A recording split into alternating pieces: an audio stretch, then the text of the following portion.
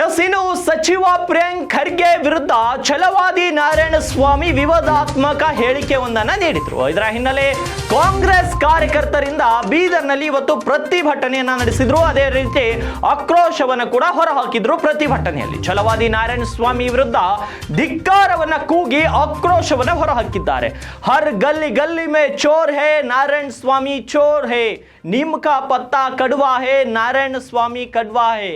ನಾರಾಯಣಸ್ವಾಮಿ ರಾಜೀನಾಮೆಗೆ ಒತ್ತಾಯಿಸಿ ಈ ರೀತಿ ಒಂದು ಪ್ರತಿಭಟನೆಯನ್ನ ಮಾಡಿರುವಂಥದ್ದು. ಇದೇ ವೇಳೆ ಈ ಘೋಷವಾಕ್ಯಗಳು ಮೂಡಿ ಬಂದಿರುವಂಥದ್ದು. ನಾರಾಯಣಸ್ವಾಮಿ ಹಾಗೂ ರವಿಕುಮಾರ್ ರಾಜೀನಾಮೆಗೆ ಒತ್ತಾಯಿಸಿ ಸಂಸದ ಸಾಗರ್ ಖಂಡ್ರೆ ಮಾತನಾಡ್ತಾರೆ. ಒಂದು ಜವಾಬ್ದಾರಿ ಸ್ಥಾನದಲ್ಲಿ ಕೂತು ಈ ರೀತಿ ಹೇಳಿಕೆ ನೀಡುವುದು ಸರಿಯಲ್ಲ. ಒಂದು ವಿರೋಧ ಪಕ್ಷವಾಗಿ ಅಭಿವೃದ್ಧಿಯ ಬಗ್ಗೆ ಚರ್ಚೆ ನಡೆಸಲಿ. ನಾರಾಯಣಸ್ವಾಮಿ ಹಾಗೂ ರವಿಕುಮಾರ್ ರಾಜೀನಾಮೆ ನೀಡಬೇಕು ಅಂತ ಯಂಗ್ ಅಂಡ್ ಡೈನಮಿಕ್ ಸಂಸದ ಸಾಗರ್ ಖಂಡ್ರೆ ಹೇಳಿದ್ದಾರೆ. ಪರಿಷತ್ ಸದಸ್ಯ ಚಂದ್ರಶೇಖರ್ ಪಾಟೀಲ್, ಕಾಂಗ್ರೆಸ್ ಜಿಲ್ಲಾಧ್ಯಕ್ಷ ಬಸವರಾಜ್ ಜಾಬ್ಶೆಟ್ಟಿ, ಭೀಮಸೇನ್ ರಾವ್ ಶಿಂದೆ, ಅರವಿಂದ್ ಅರಳಿ ಸೇರಿದಂತೆ ಕಾಂಗ್ರೆಸ್ನ ಹಲವು ಕಾರ್ಯಕರ್ತರು ಈ ಒಂದು ಪ್ರತಿಭಟನೆಯಲ್ಲಿ ಭಾಗಿಯಾಗಿದ್ರು.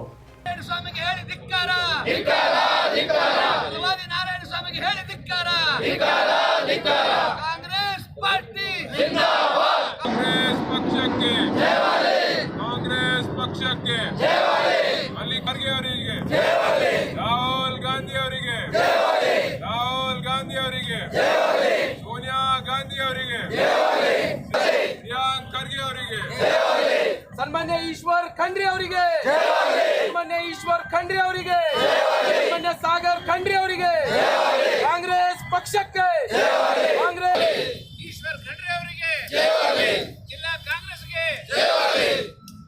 ಇವತ್ತಿನ ದಿವಸ ನಾವು ಜಿಲ್ಲಾ ಕಾಂಗ್ರೆಸ್ ಕಮಿಟಿ ವತಿಯಿಂದ ನಾವು ಪ್ರತಿಭಟನೆ ಹಮ್ಮಿಕೊಂಡಿದ್ದೀವಿ.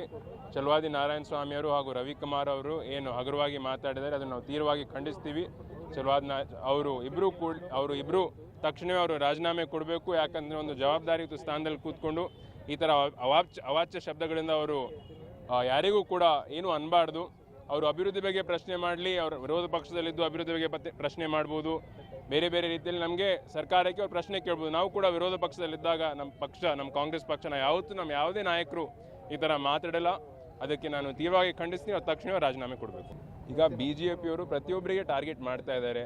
ಅವರು ಅಭಿವೃದ್ಧಿ, ಈಗ ನಾವೇನು ಗ್ಯಾರಂಟಿಗಳು ಕೊಡ್ತಾ ಇದ್ದೀವಿ, 5 ಗ್ಯಾರಂಟಿಗಳು ಕೊಡ್ತಾ ಇದ್ದೀವಿ. 5 ಗ್ಯಾರಂಟಿ ಮನೆ ಮುಟ್ತಾ ಇದೆ. ಅವ್ರು ಗ್ಯಾರಂಟಿ ಕೊಡ್ತಾ ಇರುವಾಗ ಅವ್ರೇನು ಹೇಳಿದ್ರು ಈ ಸರ್ಕಾರ ದಿವಾಳಿ ಆಗುತ್ತೆ ಅಂತ. ನಾನು ಕೇಳ್ತೀನಿ, ಒಂದು ಪ್ರಶ್ನೆ ಮಾಡ್ತೀನಿ BJPಯವರಿಗೆ, ಅವರು ಗ್ಯಾರಂಟಿ ಬಂದ್ ಮಾಡ್ತಾರೇನು? ಅದು ಒಂದು ಪ್ರಶ್ನೆ ಕೇಳಿ.